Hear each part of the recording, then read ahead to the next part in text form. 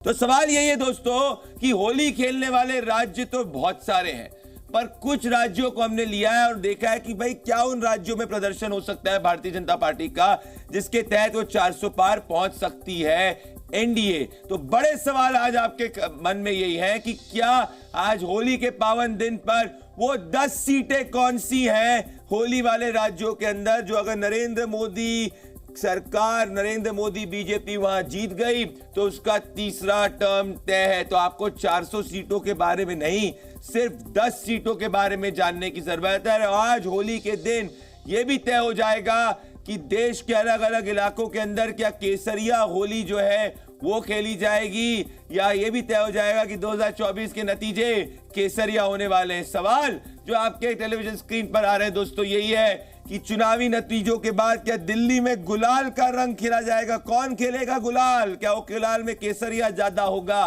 दूसरा सवाल जो आपके टेलीविजन स्क्रीन पर दोस्तों है कि 4 जून को कौन सा गठबंधन होली मनाएगा? भाई 4 जून को असली चुनावी होली तो होने वाली है, कौन गठबंधन मनाएगा वो देखना होगा, और चुनावी होली कौन नहीं मनाएगा दोस्तों। पर ये सब का सवाल आपको बेलवेदर सीट से समझना होगा। बेलवेदर सीट्स का मतलब दोस्तों ये होता है कि ये वो सीटें हैं जो देश के चुनावी मूड का सटीक अनुमान बताती है और ये भी बता सकती है कि कौन सी पार्टी या गठबंधन सरकार बनाएगी। ये सीट मिल जाए तो 24 की सरकार पक्की। देश में अब तक 17 बार सरकारें चुनी गई।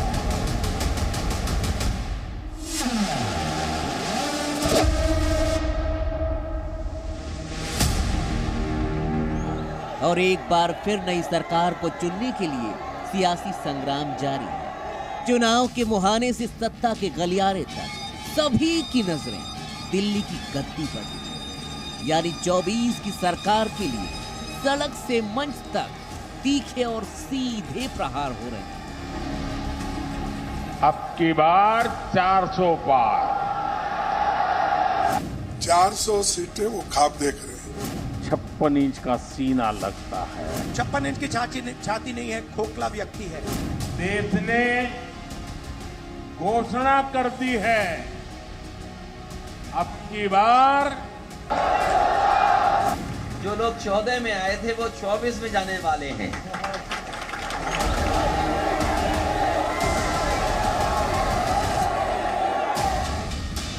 आर पार की लड़ाई में लहर और मुद्दों पर रणनीतियां बुनी जा रही हैं। लेकिन बीते 67 साल के आंकड़े बता रहे हैं कि मुद्दे और चेहरे ही नहीं, कई सीटें भी हैं ऐसी जो बताती हैं कि जो इन सीटों को जीतेगा वही मुकद्दर का असली सिकंदर बनेगा। कभी इंदिरा लहर तो कभी राम लहर, कभी कद्दावर चेहरों पर सत्ता का समीकरण बदलता रहा। लेकिन 10 सीटों का इतिहास ये कहता है कि अगर उन्हें नहीं जीता तो समझो दिल्ली दूर ही है। आज आपके सामने सत्ता का समीकरण गढ़ने वाली 10 अनोखी लोकसभा सीट का गणित बताएंगे। इन 10 सीटों पर जनता जिसके लिए होगी राजी वही मारेगा 2024 की बाजी। तो आज हमारे चुनावी प्रोफेसर के साथ आपको 24 की सरकार में बताएंगे उन 10 दिलचस्प सीटों के बारे में जो सत्ता के दरवाजे तक ले जाती रही है। तो दोस्तों बेलवेदर सीट्स ये सीट्स होती है 24 की सरकार के इस एपिसोड में, जो सीट में अगर कोई भी पार्टी जीतती है तो इससे लार्जर देश का मूड समझ में आता है। तो बेलवेदर सीट्स क्या है? बेलवेदर सीट्स दोस्तों वो सीट्स है जिस सीट्स में 543 सीट्स में से हमने जो होली खेलने वाले राज्यों में 10 वो सीट निकाली है, जिस 10 सीटों का अगर आप चुनावी गणित समझ गए तो आपको पूरा का पूरा चुनाव समझ में आ जाएगा। मतलब इन 10 सीटों पे जो जीतेगा वो अल्टीमेटली सरकार बनाएगा। उत्तर से लेकर पूर्व और पश्चिम की हमने 10 सीटें निकाली हैं। जो होली खेलने वाले राज्य तो बहुत है, पर कुछ राज्यों को हमने देखा है जहां पे होली मनाई जाती है और वहां पे बेलवेदर सीट कौन सी है दोस्तों। तो अगले 10 से 15 मिनट में आप ये 10 सीटों के बारे में जानने वाले हैं। और ये 10 सीटों को ही आप डायरी लीजिए भैया, क्लास में पेन लीजिए और नोट करिए 10 सीटें। और इन पे अगर आप चुनावी विश्लेषक हैं तो ग्राउंड पे जाइए इन 10 सीटों पे, अगर आप पॉलिटिकल एनालिस्ट हैं तो ग्राउंड पे जाइए, अगर स्टूडेंट ऑफ पॉलिटिक्स है तो ग्राउंड पे जाइए, इन 10 सीटों पे जाइए। तो आइए, तो इसीलिए हम बात करना चालू करते हैं कि करके एक सीट पे। पहली सीट जो है नई दिल्ली, या 1977 से ये सीट जो है बेलवेदर सीट है। यहां पे 1977-80 के अंदर अटल बिहारी वाजपेयी की जनता पार्टी ने जीत दर्ज करी थी। 1984 के अंदर कांग्रेस पार्टी ने जीत दर्ज करी थी। यहां पे आगे देखेंगे 2004 और 9 में कांग्रेस पार्टी से अजय माकन जीते थे। इन सब समय जो पार्टी यहां पे जीती है उसी पार्टी की या उस पार्टी की गठबंधन की सरकार आई है। 2014-19 में प्रधानमंत्री नरेंद्र मोदी के समय मीनाक्षी लेखी ने यहां से जीत दर्ज करी थी और अब 2024 में बांसुरी स्वराज को यह सीट दी गई है। तो यह सीट बहुत निर्णायक सीट, अगर बीजेपी यहां जीतती है तो हमने 1977 से देखा है कि यहां पे जो नई दिल्ली की सीट जीतता है वो लार्जली देश के अंदर सरकार बनाता है। नेक्स्ट सीट पे मैं आना चाहता हूं, वो दूसरी सीट है होली खेलने वाले राज्यों के अंदर चांदनी चौक। 1998 से बेलवेदर सीट है, यहां बीजेपी की सरकार बनी थी तो विजय गोयल यहां से जीते थे 1998 के अंदर। 4 में अगर आपको यूपीए की सरकार बनी थी, कपिल सिब्बल यहां से जीते थे चांदनी चौक से। 2009 के अंदर 14 के अंदर डॉक्टर हर्षवर्धन यहां से जीते थे और 19 के अंदर भी डॉक्टर हर्षवर्धन जीते थे। तो ओवरऑल चांदनी चौक में जो पार्टी की सरकार रही है वो 90% चांस जो है वो पार्टी ने बनाई है। तो अभी तक मैंने आपको नई दिल्ली बताया जहां 1977 से, और अब मैंने आपको चांदनी चौक बताया जहां 90% जो पार्टी सरकार के अंदर आती है वही पार्टी वहां पे सरकार के अंदर आने के साथ साथ में चांदनी चौक की सीट जीतती है। नेक्स्ट सीट पे आना चाहता हूं, वो है ईस्ट दिल्ली की सीट पे।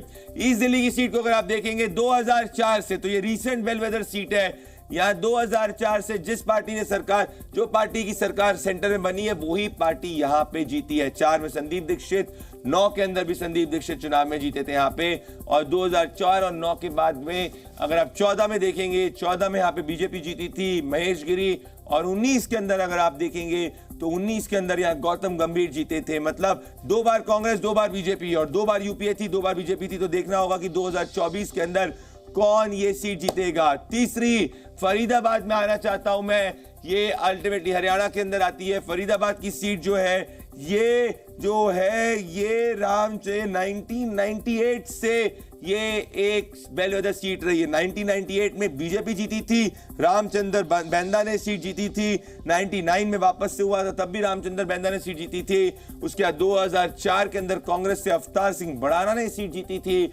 2009 के अंदर वापस से अवतार सिंह भड़ाना जीती थी। फिर 14 से यहाँ पे चेंज आके देखने को मिला। 14 में यहाँ पे कृष्णपाल गुर्जर जीते थे बीजेपी से।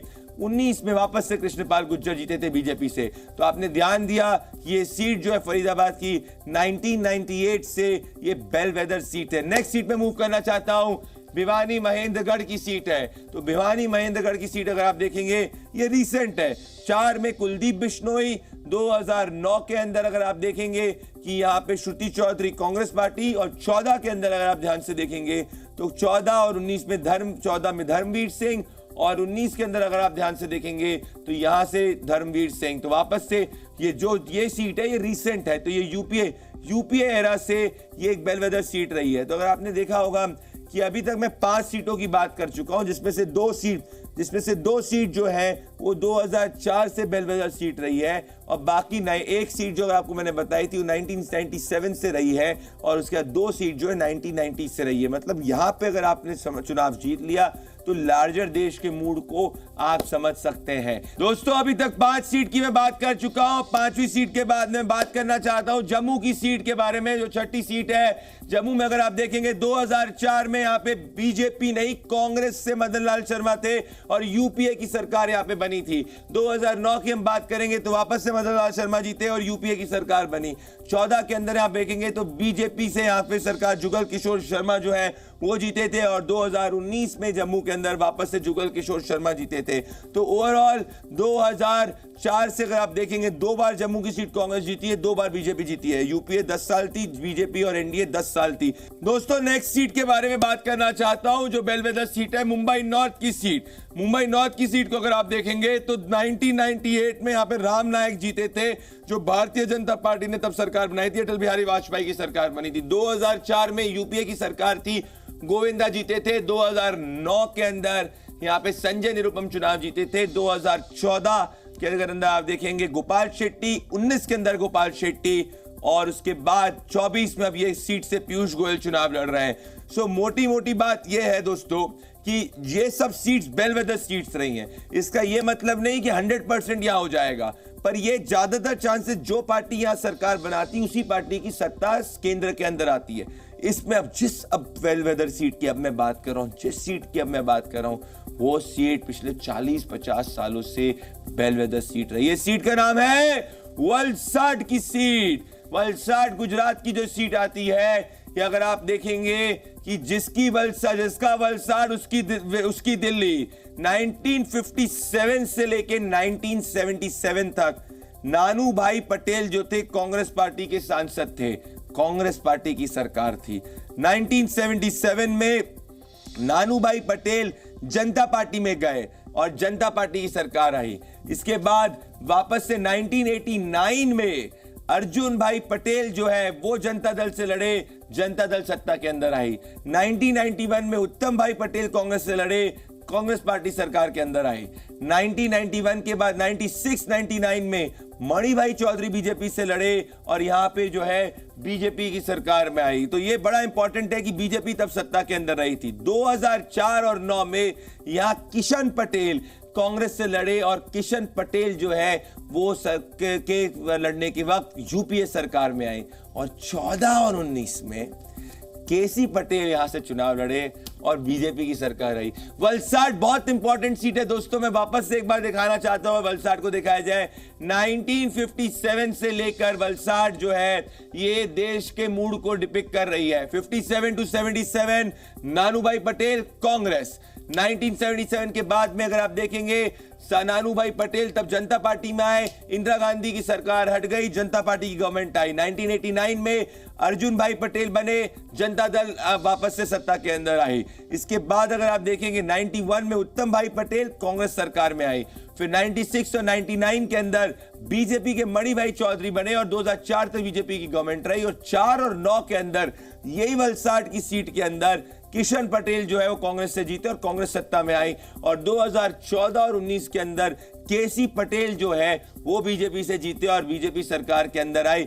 यहाँ पे जो एससी वोट भी होता है काफी है। तो सबसे ज्यादा अगर अभी तक की सीटों में अगर आपको किसी सीट को देखने की जरूरत है तो वलसाड सीट है गुजरात की। तो वलसाड सीट पे जो जीतता है लार्जली उसी की सरकार बनती है। और ये सिर्फ पिछले 10 साल नहीं, पिछले 15 साल नहीं, पिछले 20 साल नहीं, 1957-67 से चला हुआ आ रहा है। पिछले 40-50 साल से वलसाड की सीट देश का मूड बता रही है। अब मैं जामनगर पे आना चाहता हूं दोस्तों। अगर जामनगर की मैं बात करना चाहूंगा तो जामनगर में आप देखेंगे कि चंद्रेश पटेल 1998 से ये जो सीट रही है पिछले 20 सालों से ये एक बेलवेदर सीट रही है। 1998 में चंद्रेश पटेल ने बीजेपी से जीता था। 2004 के अंदर अहिर विक्रम भाई कांग्रेस पार्टी से जीते थे। 2009 में वापस से वही जीते कांग्रेस से। 2014 और 19 के अंदर पूनम बेन जीती थी बीजेपी से और बीजेपी ने सरकार बनाई है। तो ये सीट जो है इंडिकेटर सीट रही है। मैं सभी सीटों को पढ़ूंगा पर पहले लास्ट बेलवेदर सीट के बारे में पढ़ना चाहता हूं जो है रांची की सीट के अंदर। रांची की सीट की अगर आप बात करेंगे,